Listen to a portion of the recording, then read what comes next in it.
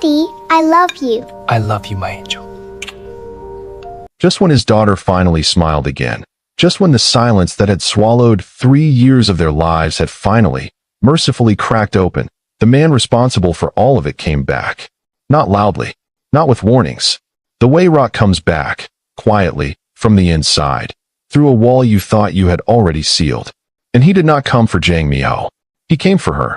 The woman who had done what no doctor, no therapist, no amount of money or power had been able to do. The woman who had walked into a private dining room with a water tray and a song she had learned in her mother's kitchen, and pulled a broken child back from the edge of permanent silence. He came for Adiz, because he understood something that Miho had not yet fully accepted, that in choosing to heal, Miho had revealed something. And in this world, the world Miho had built his entire life inside, revealing something you loved was the most dangerous thing a man could do. What happened next would test every single thing that had changed between these three people. It would push Ji-eon back to the edge of the fear she had just climbed out of.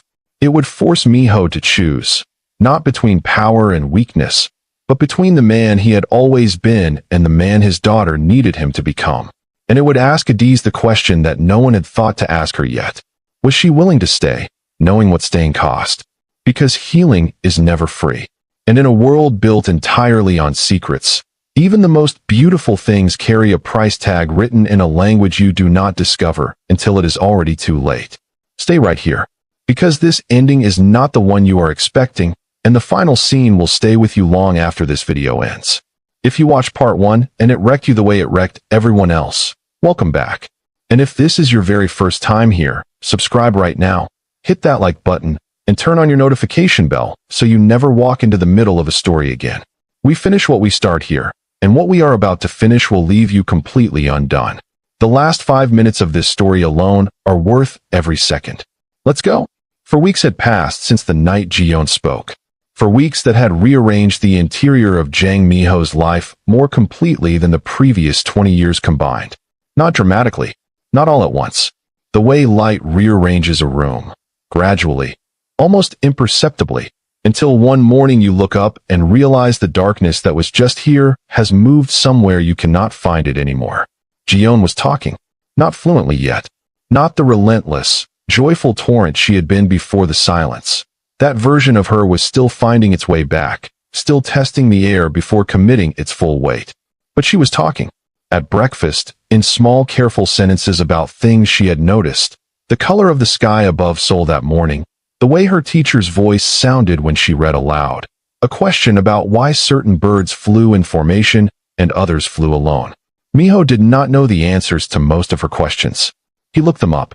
He came back to the table with his phone and showed her, and she leaned over his arm to read the screen with her dark eyes moving quickly and her lips pressed together in the specific expression she made when she was absorbing something new. He had not noticed that expression existed before. He noticed everything now. He had restructured his schedule without announcing it, moved his first meeting of the day from 6 in the morning to 8:30 so that he was at the breakfast table when Ji-eon came downstairs. Kwon had raised an eyebrow at the calendar adjustment and said nothing, which was the correct response. The penthouse felt different in these early mornings, warmer, less like a fortress, and more like a place where ordinary human things were permitted to happen. He was learning ordinary. It was harder than anything he had ever learned before. Adiz came on Wednesdays now, not to the restaurant, to the penthouse. Miho had arranged it carefully, aware of how it looked to everyone around him and choosing not to care, which was itself a transformation of historic proportions. She came in the late afternoon after her morning shift, and she and Ji-eon would sit together at the kitchen counter or on the living room floor, and the child would talk in the loose, uninhibited way she only talked with Adiz, fully, without measuring each word first, without the subtle wariness she still carried in other company. Adiz would listen the way she always listened, with her whole body present, with questions that showed she had actually heard what was said, with a laugh that was so unperformed and genuine that it made Ji-eon laugh back instinctively like an echo. Miho would find reasons to be in adjacent rooms. He was not subtle about it, and he knew he was not subtle about it, and Adiz knew it too, and neither of them had yet addressed it directly, which created a specific kind of charged atmosphere in every room they occupied together, warm and unresolved and quietly, persistently there. On the third Wednesday she came. Ji-eon had fallen asleep on the sofa mid-conversation, exhausted from a full school day, her small face slack and peaceful in the particular way of children who have recently remembered that sleep is safe.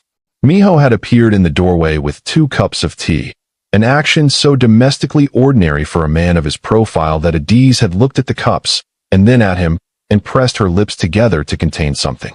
He had sat in the chair across from her. They had talked for an hour. Not about Ji-eon, about Enugu and Seoul, and the specific loneliness of living inside a city that moves too fast to notice you. About the things a person carries from their childhood that they do not discover they are still carrying until someone else names it out loud. About what it meant to feel safe, and whether either of them had ever truly felt it in a sustained and reliable way. Adiz had said something quietly toward the end of that hour that Miho had not been able to stop turning over in his mind since. "The bravest thing I ever did," she said, looking at her tea, "was decide that I deserved softness. Not because my life got easier, just because I decided." He had not responded. He had looked at her for a long moment, and then looked at his daughter sleeping on the sofa, and felt something shift in the very foundation of the architecture he had been living inside for 4 decades. He was still thinking about it 3 days later when Kwon walked into his office and closed the door without being invited to, which meant only one thing. Something had surfaced. Kwon set a photograph on the desk without a word. Miho looked at it. The room temperature did not change. His expression did not change. But something behind his eyes went very, very still in a way that was entirely different from his usual controlled stillness. This was not the stillness of power. This was the stillness of a man looking at something he had hoped was permanently buried, and discovering it had been breathing all along. The man in the photograph was named Oh Sung-chul, 53 years old, silver-haired, the kind of face that looked reasonable in photographs and was not reasonable in any other context. He had been, 3 years ago, the closest thing Miho had to a trusted associate outside his immediate circle, a man with political connections and a long memory and a particular talent for operating in the space between legitimate and illegitimate without ever fully inhabiting either. He had been useful. He had been trusted. He had been the source of the white envelopes. Miho had dealt with the 2 men on the staircase. He had removed them from every equation with the quiet precision his world demanded. But Sung-chul had disappeared before Miho's restructuring reached him, slipped out of Seoul through channels that suggested he had been warned, which meant the rot had gone deeper than Miho had excavated, which was the detail that had sat unresolved at the back of his mind like a splinter he could not locate. "Where?" Miho said. His voice was completely flat. "He came back 4 days ago," Kwon said. "He's been watching the restaurant." The silence that followed was 4 seconds long. "He's been watching the restaurant," Miho repeated. Not a question. Processing. "And the penthouse schedule. He knows about the Wednesday visits." Kwon paused. "He knows about her." Miho set the photograph face down on the desk. He sat back in his chair and looked at the ceiling for a long moment with the specific expression of a man doing rapid internal calculations. Not strategic ones. Not the cold, efficient mathematics of threat and response he had been running his entire adult life, but something messier and more painful than that. The calculation of a man who has only recently understood what he stands to lose and is now being asked to price it. He said something. Kwon continued carefully. "Through a channel. He wanted it to reach you." Another pause. He said, "You've traded power for a waitress." The words landed in the room like something physical. Miho did not move. Outside the floor-to-ceiling windows, Seoul continued its indifferent forward motion. The traffic, the construction, the 10 million lives running their parallel courses completely unaware that in this office, in this chair, a man was sitting at the exact intersection of everything he had built and everything he was only just beginning to understand he wanted. "He thinks she's a weakness," Kwon said quietly. Miho looked at the covered photograph. "She's not a weakness," he said. His voice was still flat. But underneath it, buried deep in the controlled register of a man who had spent decades making himself unreadable, there was something Kwon had not heard in 20 years of standing in rooms with this man. There was fear. Not for himself. For her. He called Adiz that evening and told her not to come on Wednesday. He kept his voice neutral. He said there was a scheduling conflict. He said he would be in contact. He used the specific tone he used in business calls, efficient, closed, designed to end conversations rather than open them. It was the tone that had made 3 rival organizations fold without a single raised voice. Adiz was quiet on the other end for a moment. Ji-eon was looking forward to Wednesday, she said. I know. She talked about it 3 times yesterday. I know. Another silence. Longer this time. The kind that had texture. Miho. She used his name the way she had recently started to, directly, without the formal distance of his title, without apology.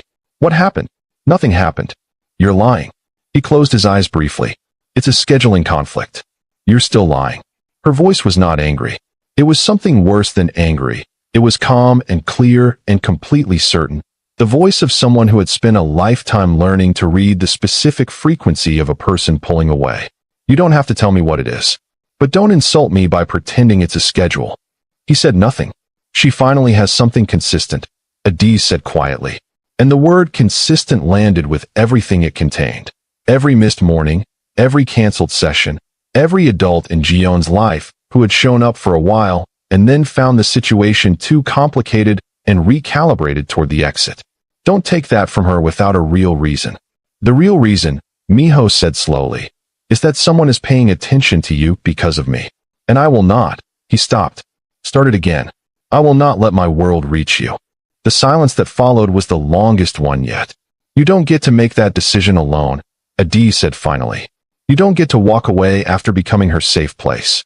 After becoming. She stopped herself. The unfinished sentence sat between them on the line like something alive. After becoming what? Miho said quietly. She did not answer that. Just, tell me the truth, she said instead. Don't go cold. Don't disappear. We've both seen what disappearing does to that child. He sat with that for a long moment. Wednesday, he said finally. Come on Wednesday. But I'm changing the arrangement. What arrangement? You won't come alone. Wednesday came with the particular gray heaviness of a soul mourning that cannot decide between rain and restraint. Adiz arrived at the penthouse at her usual time, and the difference was immediately visible. 2 men she had not seen before standing at quiet attention in the lobby, another near the elevator. Not aggressive, not performing, just present, the way certain kinds of danger are present, with a stillness that communicated its purpose without announcing it. She walked past them without breaking her stride. Ji-eon was waiting at the top of the entrance hallway in her school clothes, not yet changed, which meant she had come straight from the front door to this spot the moment she heard the elevator. Her face when she saw Adiz did something complicated and lovely, relief and joy arriving simultaneously, the expression of a child who had spent several days quietly terrified that something good was about to be taken from her again. She did not run. She walked quickly, which for Ji-eon in this moment was the equivalent of running, and she stopped just in front of Adiz and looked up at her with those large dark eyes that had learned, recently and tentatively, to carry light again. You came, she said. 2 words. But the weight inside them was architectural. I came, Adiz said simply. She crouched down to eye level. Did you think I wouldn't? Ji-eon considered this with the serious deliberateness she brought to honest questions. I thought maybe something happened, she said carefully. Apple was different on the phone. His voice went flat. She paused. It goes flat when he's afraid. He thinks I don't know that. Adiz looked at her for a moment. 8 years old, and already fluent in the emotional subtext of a man who believed himself unreadable. Children always knew. That was the thing adults kept forgetting. Children always knew. Everything is fine, Adiz said. I'm here. Ji-eon nodded once, satisfied in the way that children are satisfied when they receive confirmation of something they already suspected was true, but needed an adult to say out loud. She slipped her hand into Adiz and pulled her toward the kitchen. Miho appeared from the corridor. He was in a dark shirt today, no coat, which still looked formal on him because his posture carried the coat, even when it wasn't there. He looked at Adiz over Ji-eon's head, and their eyes connected for a moment that was brief and not brief at the same time. The kind of eye contact that carries an entire conversation inside a single second. He looked tired. Not physically. Tired in the specific interior way of someone who has been running threat assessments inside their own mind for 4 consecutive days without a break. She ate well this week, he said. Practical. Opening with the child, which was safe ground. Good, Adiz said. Equally practical. Ji-eon looked between them with the expression of a child watching 2 adults pretend the room isn't full of something they're both ignoring. "You're both doing the voice," she announced. Both adults looked at her. "What voice?" Miho said. "The one where you're talking about one thing but thinking about something else." She climbed onto the kitchen counter stool with complete authority. Halmoni used to do it. It means the real conversation is happening inside, and the outside one is just for show. The silence that followed had the specific quality of two people being accurately diagnosed by someone a third of their age. Adiz pressed her lips together. Miho looked at the ceiling briefly. "Go change out of your school clothes," he said. Ji-eon slid off the stool with the unhurried energy of someone who has made her point and is satisfied to let it land. She disappeared down the corridor. Her footsteps faded. A door opened and closed. The kitchen was suddenly very quiet. "She's perceptive," Adiz said. "She always was," Miho said. "I just wasn't paying attention." He moved to the counter, poured water into a glass, set it in front of her without being asked. A small domestic gesture that landed with disproportionate weight because it was so natural, because he had clearly been doing this unconsciously and had not yet noticed that he had started. "The man watching the restaurant," Adiz said. Directly. No preamble. "Tell me who he is." Miho looked at her. "Not so that I can be afraid," she said before he could redirect.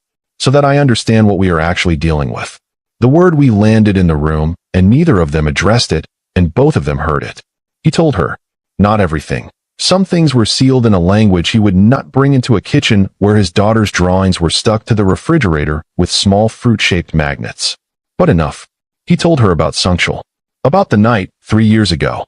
About the staircase and the white envelopes, and what Ji-eon had witnessed, and what he had spent 3 years not knowing she had witnessed. He told her that the man had returned, and that his return was not coincidental, and that the specific message he had sent, the comment about the waitress, was not idle provocation. It was a declaration of identified leverage. Adiz listened the way she always listened. Without flinching. Without the performance of bravery that was actually fear wearing a different coat. She listened with the grounded, present stillness of someone who had learned long ago that the truth, however heavy, was always lighter than the version of it you constructed alone in the dark. When he finished, she was quiet for a moment. "He thinks I'm the soft point," she said. "Yes. Because you changed." "Yes. And changing means weakness to him." "To everyone in that world," Miho said quietly. "Caring about something specific means there is a specific thing that can be used against you." Adiz looked at her water glass. "So what do you do with that?" "I was going to remove you from the equation," he said. "Create distance. Make it clear to anyone watching that you are not." He stopped. "That there is nothing here that can be leveraged. And now." He looked at her steadily. "Now I think that was a coward's answer dressed up as protection." The honesty of it landed visibly on Adiz's face, something moving through her expression that she did not fully conceal before it passed. "It would have worked," she said carefully. "The distance. It would have broken her," he said. "And it would have," he stopped again. The sentence had a direction he was not yet ready to complete in a kitchen on a Wednesday afternoon. But the direction was visible. She could see it the same way Ji-eon could see the flat voice, clearly, completely, without needing it spoken. From down the corridor, the sound of a door opening. Ji-eon's footsteps returning. Lighter now, changed into soft home clothes. Moving with the easy, unguarded rhythm of a child in a space that has recently become genuinely safe. Miho looked away from Adiz and toward the corridor. "I'm going to handle it," he said quietly. Quickly, before Ji-eon reappeared. "But I needed you to know. Not as a warning. As a..." He searched for the word. "As the truth," Adiz said. He looked back at her. "Yes," he said. "As the truth." Ji-eon burst back into the kitchen, holding a sketchbook open to a drawing she had finished that morning. 2 figures and a small one between them, rendered in the earnest, imprecise style of an 8-year-old who is drawing what she feels rather than what she sees. She thrust it toward Adiz with both hands, her face bright and expectant, and completely unaware that the 2 adults looking at her drawing were both, in their separate ways, undone by it. The drawing had no labels. It did not need them. What happened 3 days later was the thing Miho had been moving to prevent and had not moved fast enough. Adiz finished her Thursday evening shift at the restaurant at 10:45. She collected her bag from the staff room, said goodnight to the kitchen manager, and walked out through the side entrance onto the quiet Hanamdong street the way she had walked out every Thursday for the past 2 months. She was halfway to the corner when the car pulled up. Not fast. Not aggressive. Slowly. The specific slowness that is more frightening than speed because it communicates that whoever is inside is not concerned about being seen. The window came down. A man she did not recognize looked at her with the flat and curious expression of someone executing an instruction rather than making a decision. She turned to walk in the other direction. There was another man behind her. She had time for one breath before everything went dark. Miho's phone rang at 11:14. It was Kwon. 2 words. That was all. She's gone. The silence on Miho's end lasted exactly 3 seconds. 3 seconds during which something happened inside him that had no name in any language he had ever spoken. Not rage. Rage was familiar, manageable, a tool he had learned to calibrate with surgical precision over 20 years. This was something underneath rage. Something foundational. The specific devastation of a man who made a decision to protect something and was too slow and now had to live inside the gap between the decision and the consequence. He was already moving before the 3 seconds were finished. Ji-eon, he said. Not to Kwon. To himself. A reminder. A priority check. His daughter was asleep down the corridor, and she could not wake up to an empty penthouse and an absent father and begin the long, terrible work of constructing a new silence around herself. He could not let that happen. He called her housekeeper. Gave instructions in 4 sentences. Went to Ji-eon's doorway and stood there for a moment looking at his daughter's sleeping form, the slow rise and fall of her small chest, the loose curl of her fingers against the pillow, the absolute unguarded trust of a child who had recently relearned that sleep was a safe place to be. He made her a silent promise in that doorway. Then he closed the door softly and became someone else. Sungchul had not chosen a dramatic location. That was the detail that Miho's mind kept returning to as Kwon drove through the midnight streets of Seoul with 2 other vehicles following at precise intervals. Dramatic locations were for men who needed an audience. Sungchul had chosen a warehouse in Mapogu, the same district where Miho had started, where the back alleys had taught him everything, where the wet pavement still reflected neon in the specific way that lived in his memory as the color of his own hunger when he was young and had nothing but ambition and nerve. Sungchul had chosen this location deliberately. He knew what it meant. He wanted Miho to arrive as the man he used to be. The drive took 19 minutes. Miho spent those 19 minutes in complete silence in the back seat, which Kwon understood and respected because he had been beside this man long enough to know that this particular silence was not emptiness. It was the sound of someone taking precise internal inventory, not of weapons or strategy, but of something harder to quantify, of what he was willing to do, of where the line was, of who he intended to be when this was over. He thought about what Adiz had said in the penthouse kitchen weeks ago. The bravest thing I ever did was decide I deserved softness. Not because my life got easier, just because I decided. He thought about Ji-eon's drawing. 2 figures and a small one between them. No labels. No explanation needed. He thought about the look on his daughter's face the morning she had come to the breakfast table and found him already there, the specific stunned quality of that joy, the way she had stopped in the doorway for a full second as though verifying the image before trusting it, as though she had learned to be cautious about things she wanted to be true. He thought about all of it. By the time the car stopped, he knew exactly who he intended to be. Sungchul was waiting inside with 4 men and the particular theatrical composure of someone who had been rehearsing this moment. Adiz was seated against the far wall, unharmed, hands bound. Her expression when Miho entered not the terror he had braced himself to see, but something fiercer than that. Something that looked, from across the warehouse floor, almost like controlled fury. She was afraid. He could see that in the set of her jaw, in the deliberate evenness of her breathing. But she was not broken. She was sitting straight backed against that wall like a woman who had decided that whatever happened in this room, it was not going to find her collapsed. Something in his chest moved at the sight of her. Sungchul smiled the smile of a man who believed he had already won. "You came alone," he said. Then he glanced at Kwon and the others filing in behind Miho. "Relatively." "Let her go," Miho said. Flat. Immediate. "See, that's what's different about you now." Sungchul circled slowly, hands clasped behind his back, professorial. "Before, you would have walked in here and we would have negotiated. Power to power. You would have been interesting." He stopped. "Now you walk in here and the first words out of your mouth are about a waitress." He let the word land with all the contempt he had loaded into it. "You've made yourself small, Miho. Release her, Miho said. Same tone. Unmoved. You traded everything you built for what exactly? Sungchul's voice hardened. A woman who dances in restaurants? A daughter who talks now? This is what the great Jang Miho became. Miho looked at him steadily. Yes, he said simply. The simplicity of it visibly unsettled Sungchul. He had prepared for negotiation, for threat, for the cold surgical version of Miho that the world had learned to fear. He had not prepared for a man who answered that question without flinching and without shame. You think that's strength, Sungchul said. I think, Miho said quietly, that you spent 3 years hiding from me because you already knew what I would do when I found out what happened on those stairs. And instead of facing that, you came back and pointed yourself at someone who has nothing to do with what's between us. He paused. That's not power. That's the behavior of a man who is afraid of the actual conversation. The warehouse was very quiet. Sungchul's composure developed a crack. Miho did not raise his voice. He did not perform. He simply stood in the center of that warehouse in Mapo-gu and told the truth about what had happened, about what Ji-eon had seen, about the 3 years of silence that a child had carried because of choices made in a hallway by men who thought no one important was watching. He said it all plainly, without theater, and the plainness of it was more devastating than any threat because it could not be negotiated with. You cannot strategize against the truth when it is delivered without anger. Anger gives people something to push against.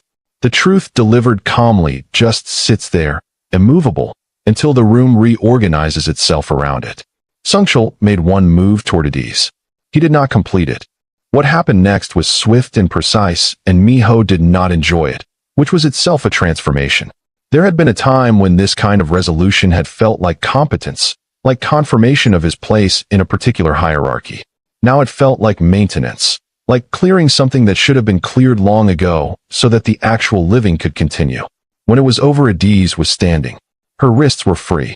She was rubbing them slowly, looking at Miho across the warehouse floor with an expression that was processing several things simultaneously. Relief, residual adrenaline, the specific complicated feeling of having been protected by someone whose protection you had not been entirely sure you wanted to need. He crossed the floor to her. He stopped 2 feet away, close enough that she could see the thing he was not bothering to hide from her anymore. The raw, unguarded, completely undefended look of a man who had just run through fire to get to where he was standing and was not embarrassed about it. Are you hurt? He said. No, she said.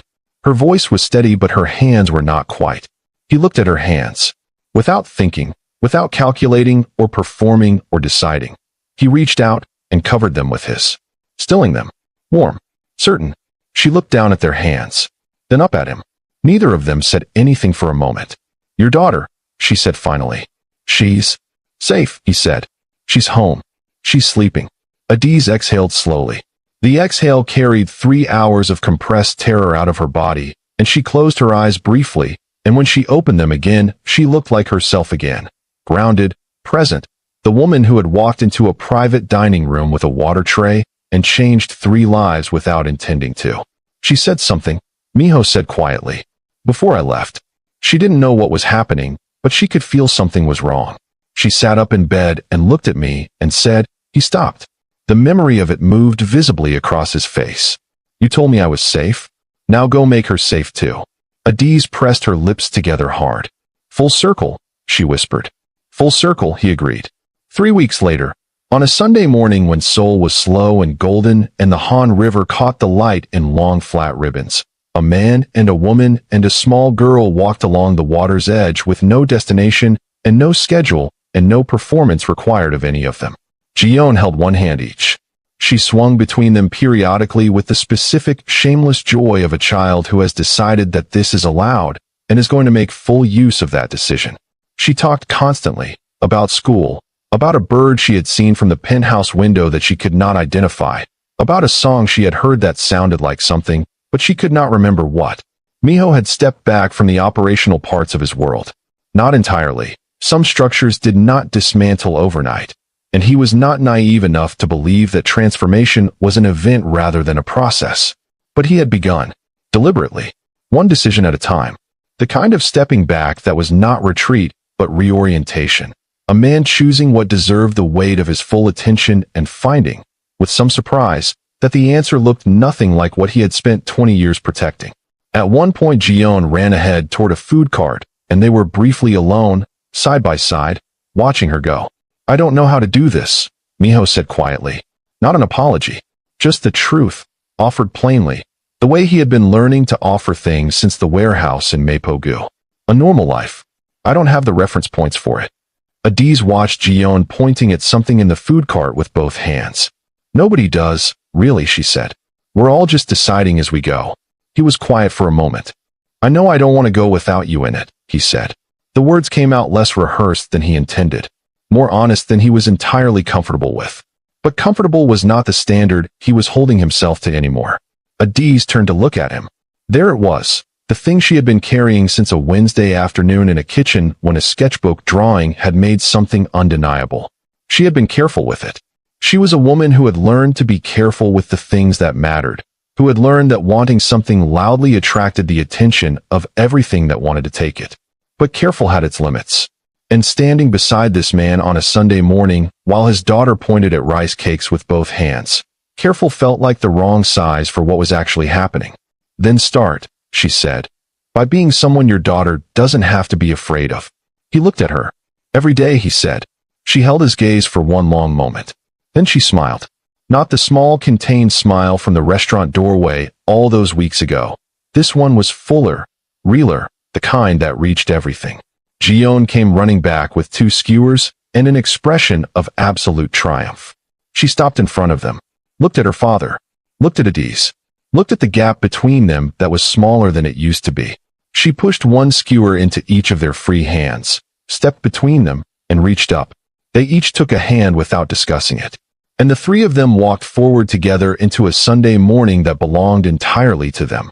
No leverage, no silence, no cost left unpaid. Just 3 people, and the river, and the light. If this story moved something in you, and something tells me it did, then this is your sign. Subscribe right now if you haven't already. Turn on your notification bell so you never miss a story like this one. Hit the like button because it genuinely keeps this channel alive and growing. Drop your thoughts in the comments. We want to hear from you. What moment broke you open? Was it Ji-eon's drawing? The warehouse? The river at the end? And share this video with someone you love. Someone who needs to be reminded that healing is possible. That change is real. That sometimes the person who saves your family walks in carrying a water tray and a song they learned in their mother's kitchen. Now, before you go, we have one question for you in the comments. Do you think Miho truly left his old world behind? Or will his past find a way back in? Tell us what you think. The comment section is yours. Thank you so much for watching. We will see you in the next story.